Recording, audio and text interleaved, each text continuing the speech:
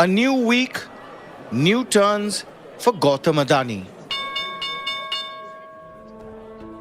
After the relentless pummeling of Adani Group stocks and bonds, some semblance of stability and sense seems to be creeping back.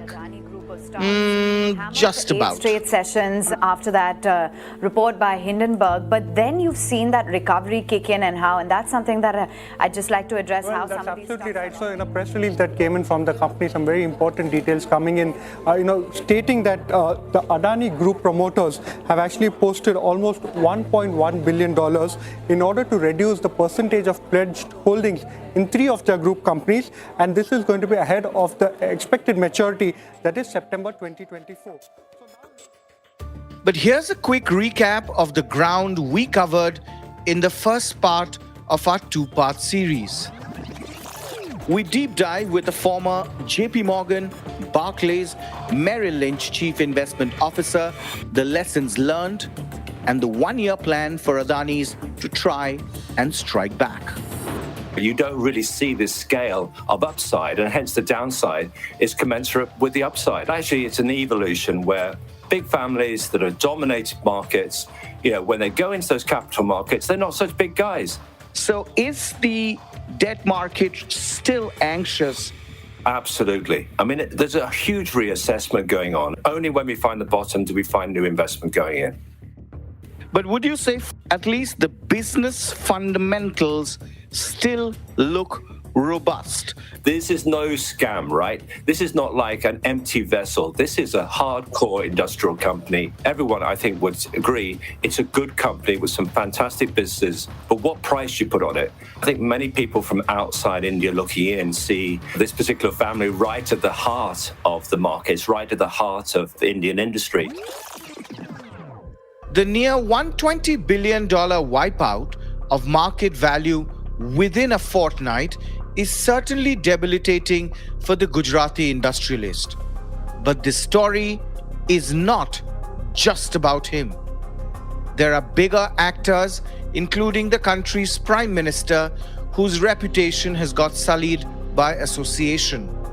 And with it, also the image of the entire India shining story, shaking the faith of many global investors who bought into it in the first place. Moving to stem what they see as contagion to the image and wider market in India. All of them are now turning around and raising darker questions about the credibility profile on the world stage for companies looking to do business and investors seeking returns. But accusations of stock manipulation, accounting fraud against the Adani Group conglomerate by short seller Hindenburg Research now leading to a lot of questions about the credibility, cronyism, and confidence, or rather, the lack of it. Analysts believe the damage may be limited to the Adani Group itself, with the company losing big, but the Indian market only slightly shaken.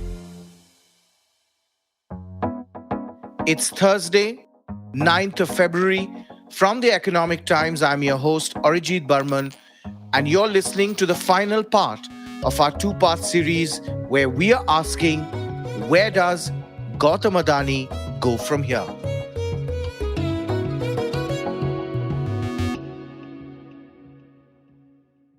In today's episode, we will evaluate if the Adani asset prices continue to remain volatile despite strong quarterly numbers from Adani Transmission and its green energy business. Could this lead to India underperforming other Asian markets such as China after a recent dream run? Even if the newly acquired cement company Ambuja turns the most efficient cement company of India, surpassing even Ultratech on an EBITDA per ton basis, would investors still fret over the timing, coming at a crucial juncture just when banks like HSBC or companies like Apple are expanding in India to hedge their exposure to China? Now, China is reopening once again and saying out loud, we are back in business. I would say, there's never a good time for a bad thing, to start. But having said that, frankly, there's many reasons why I could argue this is not only not a good time, but among the worst possible times for India to get into this trouble. Because at the end of the day, large enough to say this is about India getting into this trouble, if I may say so, because it's a G20 year. India is in the spotlight, number one. That's Alicia Garcia Herrero, Chief Economist, Asia Pacific at Natixis Bruges, a French financial services group who is based in Hong Kong. Someone who has seen similar cases in her career. One such, though not 100% comparable, she says, was the Petrobras scandal that shook Brazil between 2014 and 2017. But more on that later. Secondly, China is in the spotlight for the opposite reasons as last year. Last year we had an underwhelming China, zero COVID, real estate crisis. India was shining in the run-up to that G20, growing eventually 7%, amazing year. Everybody looking at India, Apple coming to India. Yeah. So now China is reopening, your point. Yeah. And people are saying, wait a minute, I was going to India, but we have this big case in. So it is very unfortunate. But the point is, now that people are looking at India with suspicion, Yeah. can you finance this budget at conditions that are reasonable, given what you're going to do with it? Can one company taint the entire India story? Isn't it too micro? Aren't we missing the big picture that India as a whole is still resilient? Of course, a company shouldn't taint any country's image. But we have examples of single companies. And I'm going to bring to the forefront Petrobras in 2014. This was a big scandal. Over 100 executives of Petrobras ended up in prison. That was first the largest company in the country. Yeah. And heavily indebted, 40 billion at the time. And basically bring in, literally, there were other reasons because of China's stock market collapse in 2015. So, the whole commodity market went down, and that indeed contributed. But it started with Petrobras. So, of course, Adani cannot itself alone determine the fate of what's going to happen to India. But there are other things that could contribute. It's a snowball. You start a process, and then people start looking, and they may say, but how can India finance such a big fiscal deficit with rates globally above 5%? It starts that way. Perceptions determine economic outcomes in many, many cases. So that's the risk here is that, and I think the best thing, going back to Adani's case itself, that India, in my humble opinion, can do is to break away. Right. Understood. But going back to Petrobras was a state-owned company. Adani is a private company. Yes. I understand that was heavily indebted. So Petrobras was heavily indebted. Adani's also debt levels are high. But Petrobras fundamentally was about corruption, was about bribes, was about underhand dealings. This is somewhat different, isn't it? Yes, it is different. But the dealings themselves would not have brought Petrobras to a collapse. It was the debt dynamics that brought Petrobras to a collapse. Of course, the lack of credibility in the company, and there's many reasons why this can be brought about. Yeah. But the reality is that the reason why Petrobras ended up in that trouble was the over-leveraging. The risk here is not a fact, it's just a risk, is that you start with a minor thing and it snowballs. And this is not unheard of. It has happened before because unfortunately, the way investors think is by perception. If I were the Indian government, what I would try to do here, I know it's a private company, so you need to keep it as such. You need to show that it has nothing to do with you. The government has been busy clarifying from last week itself. From the chiefs of the largest state-run bank and life insurer to even Finance Minister Nirmala Sitharaman, everyone has been out to contain the contagion. The foreign exchange reserve in the last 2 days has gone up by 8 billion. So our macroeconomic fundamentals or our economy's image, none of which has been affected. Yes, FPOs come in, FIS come out, get out. These fluctuations are there in every market. But the fact that we have had 8 billions come in this last few days proves that the perception about India and in its inherent strengths is intact. Controlling perception becomes critical in panic situations such as these, and it has been playing out as sharply in the stocks as it has been in the group's various dollar bonds, several of which have been at distress levels. So I asked Alicia, what are the top 3 concerns for foreign investors who are holding Adani Group securities?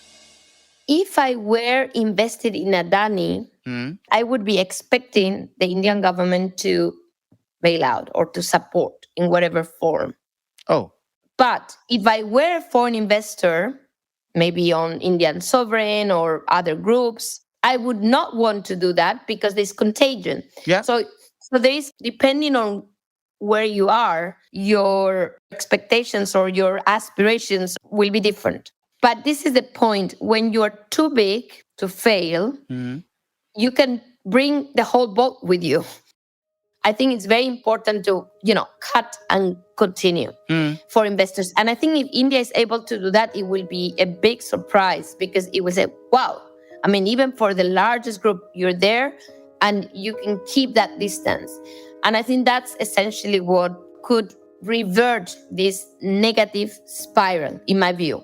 So here, the risk is that people start saying all of the private debt in India, especially groups that are close to the government, whatever, should be added to India's public. That's the risk. The risk is that people start thinking about contingent liabilities. Right. So is that the reason, as you said, the contingent liability, that's the reason why, despite repeated clarifications from the management that we've clarified, we've disclosed all these allegations, etc., the investors remain skittish, both in the equities and in the bond markets. They had to pull out the FPO.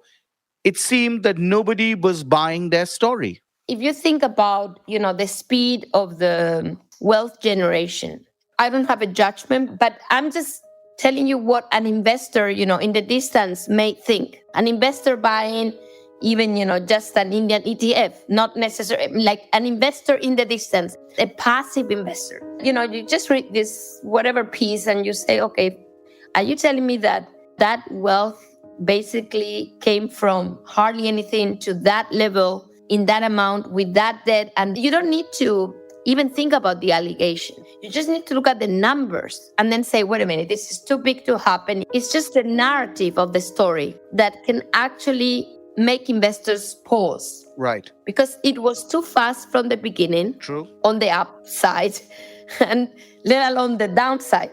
True. And investors don't like those stories. They like things that, grow over time, and that's not Adani's story. They cannot change that narrative now because they built on that narrative. Yeah. They built on exactly that fast growth. Now you need to convince investors that wasn't the case. Impossible. But if I be the devil's advocate, I mean, look at what the company is saying, that why are you so nervous? What has changed fundamentally in 1 week? Let's look at our cash flows. Yeah. Nothing has changed. People are flying using our airports. The ships are coming into our ports. Data centers, booming business. Roads, we are building one after the other. We just acquired mega cement plants. It's the bedrock of India's infrastructure story. Power, it's regulated with assured returns. What has changed at a business level? Why are you panicking? I agree. And not only that, even internationally, yeah? I mean, just the little trip to Israel and a port there. I mean, The whole thing looks like impressive, doesn't it? But that's the whole point. How did you get there? The problem with high growth, and this is true even for countries, not only companies, while you're focused on the success, nobody asks any questions. I'm from Spain, and we always say, how does a party end? Sometimes it ends just because somebody drops a glass, and then people leave. Yeah. And this is exactly the point. Why did somebody drop the glass? Nobody will ever know. Wasn't it true? Yeah. But the glass was dropped. And by the way, there's also margin calls. Let's face it. I mean, part of that is automatic. I hold Adani in my portfolio, and I'm going to sell even if I don't want to sell. Yeah. We also need to learn the lesson that unfortunately, anything that goes fast up goes fast down. And that's something that unfortunately creates additional complexities to our financial system. The UK pension funds have that problem only recently. In the case of the UK pension funds, the Bank of England intervened to basically keep, sovereign bonds at a decent price because it was considered a financial stability issue. What's the problem here? It's a private group. Can you do that? Yeah.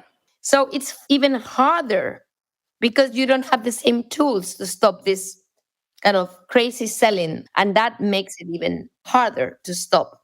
So would you say that this also is a wake-up call for our regulators? Yeah, absolutely. I think in this case, but many others, I give you the example because, I know it well, of Taiwanese lifers. You would say this is very far, actually. They sit at the peak, 60+% of their assets were in foreign paper of any sort, mainly credit from the US. Okay? Market collapses, they have mark to market. Suddenly, they could be technically even bankrupt only because of the mark to market rules. And I think this is very scary if you think about it, because as you said, nothing has changed, just the price. But the price in our market economies is pretty important because it creates automatic responses by the way we've basically designed our financial sector, margin calls, mark to market rules, etc. So yes, it is wake-up call because it means that we are introducing additional volatility. Thinking that we're protecting the system, we are generating additional volatility with our regulations. This is what we are today. Correct. And the added pressure is 8 of the 10 worst performing stock in the MSCI Asia Pacific Index this year are now Adani firms.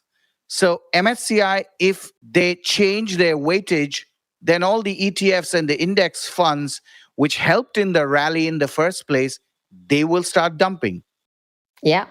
Think about it. Concentration. Yeah. And the question is, if we have margin calls on the way down, should we not think about things to avoid excessive concentration because of the rally? We don't do that. I think it shows the intrinsic nature of our financial system. It's very self-destroying because it allows for that excessive growth. It's like it generates a cliff. The minute you see the cliff, it goes very fast. And this is really Adani's story. He's barring any right or wrong because it doesn't really matter. I mean, it does matter. But the point is, it doesn't change the outcome. True. The outcome is already there. 100 billion plus loss. Yeah. Without a reason or with a reason. Does it matter? That's why I think the focusing now on how funding costs are evolving for the sovereign, for other corporates, is essential. If this is hurting others, it needs to be stopped at any cost. The point before, how can a report of a hedge fund create this trouble? I mean, it's like unheard of. Because Petrobras was an investigation. I think the beginning of the story is strange. If you ask me, the strangest part of it all is the beginning of the story. Absolutely. The plummeting isn't as strange because I think that's the way markets work. Yeah. But the beginning of the story is very, very weird, in my opinion. I think after the global financial crisis and the aftermath of it, we've seen, I think, a recognition of how problematic offshore centers might be in terms of beyond the fact that, of course, they reduce the tax base for sovereign. I mean, that's obvious. But I think there's also the idea of the secrecy and the lack of control, basically, of the regulatory control of the. So there's these two problems, I think, that relate to tax havens or offshore centers. So we are asking in our program the question, where does India go from here? Where does Adani go from here? What would you have to say to that? Well, I don't know where Adani will go from here. I'm hoping the group will do well, but I'm hoping it will do well without the support of the Indian government. That for me is the key here. I think, indeed, as you rightly point out, if they have the performing assets, they will. Those assets are valuable and the debt is not eating it up. It will show up. People are not stupid. They will buy Adani's assets. So let it be. If this is for India, it is essential that India says, okay, this is a private group. It's struggling. It is unfair, but it is not my business, isn't it? It's not my business to be in business.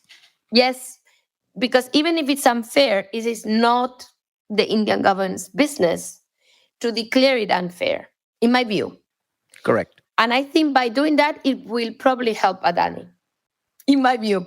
Ironically, because if Adani indeed does have such problems, people will say, okay, Adani can survive without the government. You see, eventually, I think that's going to be ultimately the best way out for both India and Adani.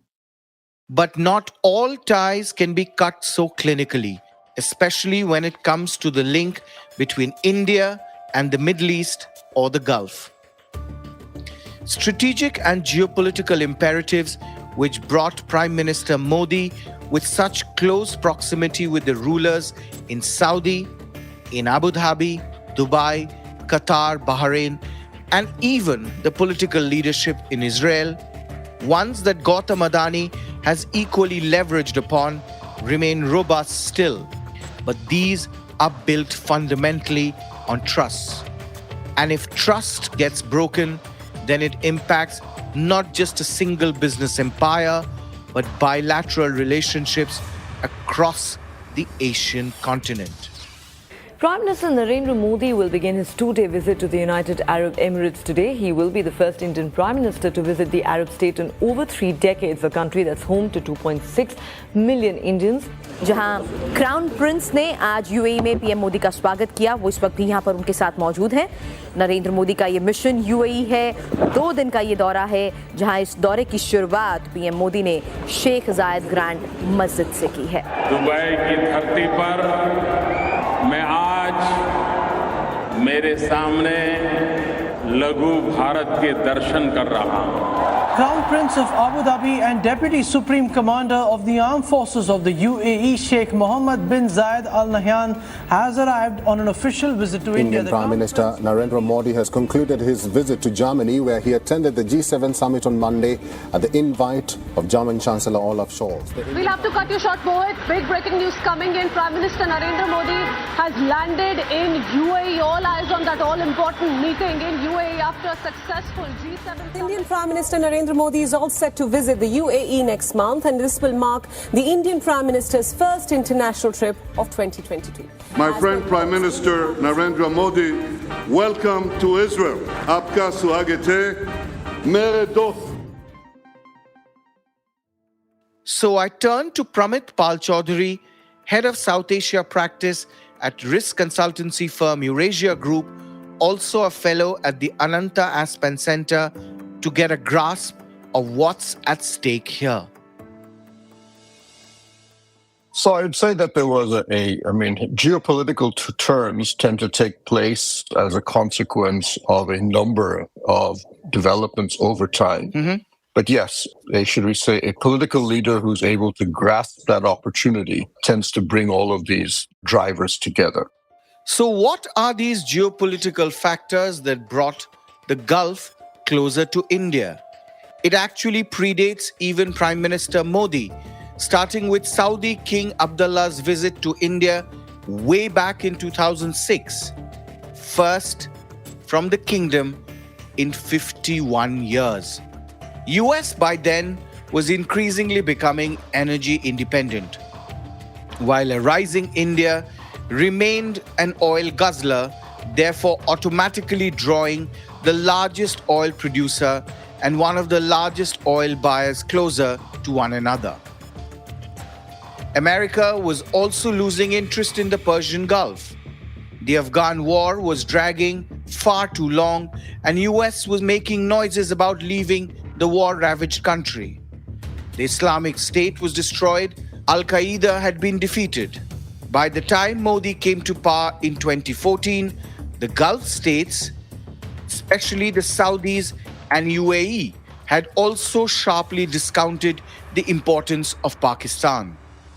In many ways, the UAE had tended to see Pakistan as a sort of security guarantee against, specifically, it's what they saw at that point, their main rival in Iran. But all that changed drastically post-2014, when we saw a civil war in Yemen, which effectively became a proxy between the Iranians and their arch enemy in the region, the Saudis and the UAE. But interestingly, Pakistan refused to help its old allies militarily then. Tensions peaked, yet Modi remained calm. He visited many other countries but the Gulf, forcing them to send overtures. Why isn't Prime Minister Modi interested in us, or why is he not putting us on the priority list? So the message came back that, look, India doesn't have a problem with UAE, but look, you have a relationship with Pakistan we have concerns with. So we'll get around to it, but you're not a priority. And the UAE said, no, we want you to come and let's talk about this. So first the NSA, our Ajit Doval, flew there and then later paved the way for Prime Minister Modi to come in. But in addition, the Al Nahyan, Crown Prince Al Nahyan said, look, in addition, I have a post-hydrocarbon vision for the United Arab Emirates, one in which the United Arab Emirates becomes a hub for connectivity, for trade, for finance, and for technology. That people come here to do business and here to do trade, and I'm going to be the hub to connect South Asia, the Middle East, Eastern Mediterranean, Europe, potentially Southeast Asia further down. And India fits into this, especially on the technology front, but geographically also it just makes sense. And that's where you saw in the first joint statement that Modi and the UAE, when in his UAE visit, UAE commits to $60 billion in investments into India, especially in the area of infrastructure.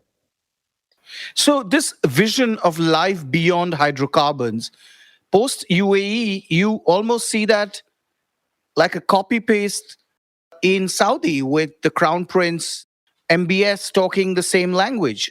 Correct. I would argue that MBS in many ways represented, in a slight lag time, he basically followed in the same vision as the United Arab Emirates. So he requires the huge number of changes he's made in regulations and rules, the corporate tax cuts that he's introduced, but as well to build an infrastructure that is genuinely world-class as opposed to what we had in the past. Correct. And among the business community, I guess it was Mr. Adani who showed the way, first with Aramco, with whom he has had a long-standing relationship as a buyer of their crude. They were in between talks of actually doing an equity transaction. That didn't happen, but he raised a significant amount of money from the Middle East, UAE, as well as the Saudi Sovereign Wealth Fund. Correct. And I think, and this goes back to, I remember King Abdullah saying that to me, that when I interviewed him, he says, we, Saudi Arabia, want to have a large presence in your hydrocarbon economy in India. And UAE also followed suit. I mean, telecom for them, I mean, all the investments that they've done in telecom and geo is part of that India infrastructure story, because telecom is connectivity as well as this technology. I mean, two of the areas which they really like. Correct. And so UAE has been a bit more diversified in its investments, and partly because I would argue they take a little slightly more strategic point of view, which is that the overall building up of India is effectively crucial to their national interest. And partly, I think, there they accept some direction from the Indian government. So they've invested in the National Infrastructure Investment Fund. And for example, one of the big things that they have been focused on is building a food corridor between India and the Gulf. And that has the idea is to build agro-parks, and I think they've begun investing in 2 of them already, but the idea is to build several dozen of them. They've already begun the building of the container infrastructure that would allow that to happen, that to move to places like Mumbai and Mundra and stuff in Gujarat and then be shipped to the Gulf. And that's exactly where, or fits into Mr. Gautam Adani's plan as well. Ports, agro-businesses, shipping, etc., etc. So it was quite natural for him to aggressively work with the Middle East, with UAE, to form a strategic alliance. Yes, and I think what you can, in a crude way, because these are 2 very diversified conglomerates which do a little bit of everything, Adani has been much more about the infrastructure. Yes. How do you build the ports, the container movement? This is exactly what he's been very good at. And he's built, really world-class ports like Mundra. And that's exactly the same thing that the UAE wants. Because that's, again, all of these are components of that same Gulf vision that the UAE in particular is driving. Correct. And the geopolitical manifestation of that is the ITU-2 that was being created a few years ago. Correct.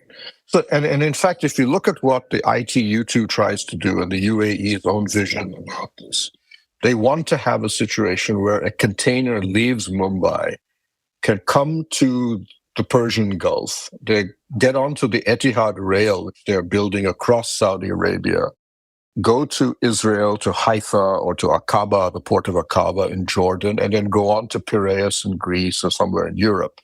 The UAE believes that once they get this going, they will be able to move a container 60% faster from Mumbai to Greece than they do that it moves at present. That's a 4-nation grouping that has India, Israel, the UAE, and the US.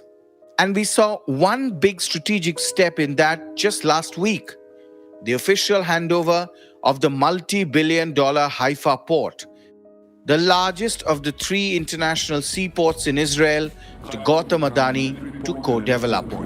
To a vast number of goods that will reach the Mediterranean and Europe directly without having to go around the Arabian Peninsula, without having to go through 3 choke points, in fact, to have a direct express route. This is a very good investment. The Haifa of tomorrow will look very different from the Haifa that you see today. With your support, we will deliver on this commitment and do our part to transform this city. I think this is a day of enormous celebration and an enormous milestone. That's the Israeli Prime Minister Benjamin Netanyahu and Gautam Adani from last Tuesday's function on the penultimate day of the Adani Enterprises issue closing. Adani still seemed confident of pulling through, as evident from his body language. But the key part of it runs from the UAE across Saudi Arabia into Jordan, into Israel. And you saw this enormous investment by everybody into Haifa port, including the Adanis. Yeah. Because that's going to be one of the key terminal points for where the rail ends. But the physical infrastructure is just one part. On top of it comes a layer of bigger trade agreements. So you have the physical corridor. Then you're now looking at trade agreements. The containers have to move in without any paperwork getting in the way. So look at what UAE has already done. Well, what does India do? We have negotiated an FTA with the UAE. Mm-hmm. We are now looking to expand that to the entire Gulf Cooperation Council. And we are now in open negotiations for an FTA with Israel. And then we hope to have one with the European Union. So that entire physical corridor will then have a set of 4 trade agreements on top of it. True. In fact, you talked about the trade agreement. Within weeks of the trade agreement, you actually had International Holding Corporation, IHC, put in that $2 billion. The timing was also perfect. So it all fits in, the trade part as well as the commercial aspect of it. Yes, and I would guess, and this I speculate, but I just knowing how governments work in foreign policy, that once the geopolitical alignment had been agreed, yeah, the next step would have been Dubai to say that since this has to be eventually commercial, I mean, it has to be a B2B aspect to put this together. Governments don't build ports. It's private companies that do. Yeah. Who do we partner with in India? I mean, who do we go work with? Now, who would you like us to work with? My guess would be that the Modi government looked at and said, well, this is a man, Adani is very good at ports. We are happy with him. Yeah. And we have enough confidence. And that Abu Dhabi said, fine, that's the guy we'll work with. I mean, they work with other companies as well. But for these specific infrastructure projects, correct, they would then provide a lot of the financial backing that has driven this entire thing. And as you mentioned, the Adanis have definitely carefully cultivated that relationship in the Gulf. Correct. And often people forget that it was actually much before UAE. It was actually the Qataris who backed Gautam Adani way back when they invested in the Mumbai electricity business, which Mr. Adani bought from Mr. Anil Ambani. They were, in fact, the first from the GCC to bankroll Mr. Adani with equity. Now, Sheikh Tainoon, many would argue, is a mysterious figure, enigmatic, and his rise, along with the rise of his corporation, which is IHC, almost mirrors that of Mr. Adani, rising like a phoenix in recent past. Now IHC it's the second largest company in that region, inching closer to Saudi Aramco. Who would have thought? This was a diverse conglomerate which had interest in real estate and fisheries, a bit of hospitals, a bit of that. And now it's a mega corporation, just like Adani. So for the two to match, it's perfect chemistry. Yeah, and I think that it's a lot of these companies, the original financing is very hard to trace. But the speed with which they've come up, as you've mentioned, and the clear official backing that they receive, not just in this region, but in other parts of the world, is partly a reflection of the changing nature of geopolitics. That the sense that you had China doing a lot of this originally with the Belt Road Initiative, but now a lot of regional countries are getting into the same idea. We need infrastructure to be built. Global supply chains are shifting. And this is an opportunity that we have to capitalize on, or at the very least, we have to make sure that we are competitive enough that when eventually the dust settles in the new international economic structure, we aren't left out. Let's shift gears and talk about what happens now, because we've seen unprecedented meltdown in the last 1 week, especially vis-a-vis Adani's. Do you think the relationship has soured because of this? Because there are no free lunches anywhere in the world. And once people realize that perhaps Mr. Adani's political capital has diminished, you expect UAE and the other Gulf, the strategic allies, so to speak, squeeze a lot harder? Well, here I have to speculate because I don't really know yet what path. But my guess would be that first, if I'm UAE, I would first look to the Modi government. I'd look to the Indian government and say, are you still all right with these people? Because in many ways, it's because of you that I've decided to side up with them. So that would be the first thing they would look for. And if the Modi government says, yes, these guys have made a mistake, but ultimately they're still the company that we believe is the right partner for you, then the UAE said we'll be fine. But there'll be a commercial element to this where I would think a lot of these investors would tell the Adanis, okay, you had a business model, you had a financial model, which clearly has made you so vulnerable that you can't go down this path anymore. So you need to get your act together and become more like a normal company, perhaps at a slower growth rate, but you have to get yourself deleveraged. You have to get yourself a little bit more. You have to get your books cleaned up in a way that makes you more like a normal company. Right. And then our guys will have an easier time working with you. Right. Or we don't have to face the kind of rock and roll roller coaster event we've just had again. So I would guess that those are the two things that we need to be looking out for, those are the two parts we would probably see coming up. Yeah. And perhaps the Adani group as a whole will shrink a bit. They've in many ways massive. They have over 550 subsidiaries or something. which is insane for a company that young. Management capacities, I think, are now stretched to the limit. Yeah. So Adani Defense, for example, has just gone nowhere. And the foreign companies have tried to partner with them and walked out, saying they don't really bring anything to the table. Yeah. And you have a bunch of other things that perhaps they need to slowly focus on what they are very good at, which is infrastructure, for example, and some elements of energy. Do you therefore foresee perhaps, Adani's crown jewels, there will be takers from the Middle East, and if there are asset sales, they will pick them up? Who wouldn't want a Mumbai airport? Who wouldn't want a big chunk of the port business? I agree, and I think that I don't think the assets are perfect. The problem that I think there would be a question is the Indian government all right with how much foreign ownership are they prepared to accept? Because remember, Dubai Ports already owns 40% of our port capacity. When they bought P&O, they automatically got over nearly half of India's port capacity anyway. So that would be the question for me. Is it more likely that I would see it would be more like some of the other elements of the Adani empire rather than the infrastructure that would be potentially put up for sale or reconsidered as a further investment? My take. Many foreign CEOs have over the years in private complained that India is following other emerging markets or China, where the concentration of power, business or political, lies with very few hands. Adani has been an outlier due to the speed of his growth and sheer size of his empire compared to many others. Hopefully, as Team Adani, who are currently camping in Abu Dhabi for funds, will break the ice once again and convince Sheikh Tehnoon for another round of funding from IHC.